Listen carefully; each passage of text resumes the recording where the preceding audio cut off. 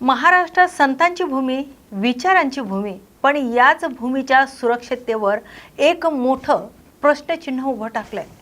आपल्या घरात खेळणारी चिमुरडी पाखरं खरंच सुरक्षित आहेत का? हा प्रश्न मी विचारत नाहीये, तर सरकारचीच आकडेवारी ओरडून सांगते। गेल्या 3 वर्षात महाराष्ट्रात बालिकांवर अत्याचारांचा जो आलेख वाढलाय तो मनाला सुन्न करणार आहे। प्रगत म्हणवणाऱ्या महाराष्ट्रात आपल्या लेकी बाळींच्या वाटेला हे भीषण वास्तव्य का येत आहे? नमस्कार, मी शिल्पा। न्यूज मराठी 24/7च्या या विशेष प्रहारमध्ये आपलं सर्वांचं स्वागत। महाराष्ट्रातून आज एक अत्यंत काळजाचा ठोका चुकवणारी आकडेवारी समोर आली आहे। आपलं राज्य प्रगत होत असल्याचा दावा आपण करत असलो तरी दुसरीकडे आपली मुलं सुरक्षित आहेत का? हा प्रश्न आता गंभीर झालाय।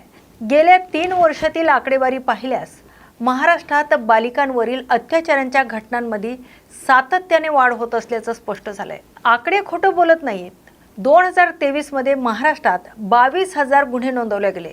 2024 मध्ये हा आकडा 22,767 वर पोहोचला आणि 2025 मध्ये तर सर्व मर्यादा ओलांडून 25,234 गुन्ह्याची नोंद झाली आहे। म्हणजे केवळ 3 वर्षात 4,000 नव्या गुन्ह्यांची भर पडली आहे।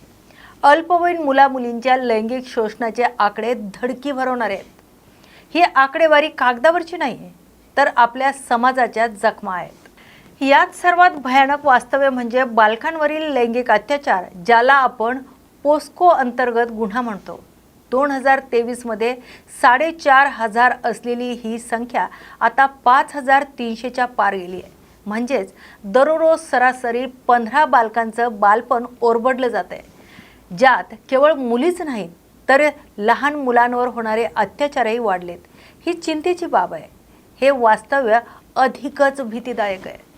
गेल्या काही दिवसातील या 3 घटना पहा। पुण्यातील भोरमध्ये एका अवघ्या 4 वर्षाच्या चिमुरडीवर अत्याचार झाला। ज्या वयात हाताला धरून चालायला शिकायचं त्या वयात त्या निरागस जीवावर हे संकट आले। आणि दुसऱ्या घटनेविषयी बोलायचं झालं तर गोंदियाच्या देवरीमध्ये 60 वर्षाच्या काशीनाथ शहारे याने 15 वर्षाच्या मुलीवर अत्याचार केला। वयाचं भान नाही, नात्याची मर्यादा नाही, अशा विकृत मानसिकतेला म्हणायचं तरी काय?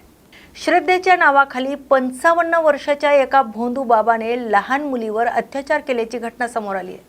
धर्माच्या आणि विश्वासाच्या नावाखाली वावरणारे हे लांडगे समाजात मोकाट फिरतायत। आजच्या बदलत्या काळात आपण मुलांना मोबाईल देतो, तंत्रज्ञान देतो, पण त्यासोबत धोकेही वाढलेत।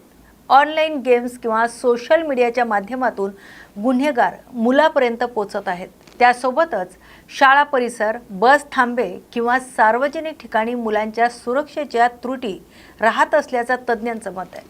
हे का घडतंय? तज्ज्ञांच्या मते मोबाईलच्या अतिवापरामुळे मुले ऑनलाईन ग्रूमिंगची शिकार होत आहेत। पालक कामात व्यस्त असल्याने मुलाशी संवाद तुटलाय। पण आपण हातबल होऊन चालणार नाही। पालक म्हणून तुमची जबाबदारी वाढली आहे। मुलांशी रोज किमान 15 मिनिटं मन मोकळे बोला आणि त्यांना गुड टच, बॅड टच मधला फरक शांतपणे समजावून सांगा।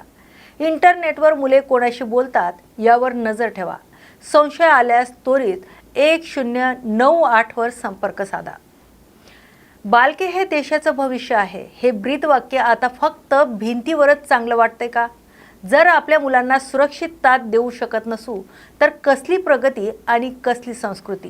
गुन्हेगारांना फाशीपर्यंत नेणं ही शासनाची जबाबदारी आहे, पण मुलांचे डोळे वाचणं ही आपली जबाबदारी आहे। तेव्हा जागे व्हा, कारण पुढची वेळ आपल्यावरही येऊ शकते।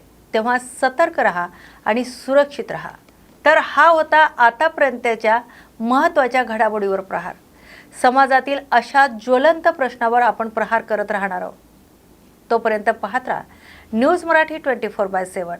नवा भारत, नवा विचार।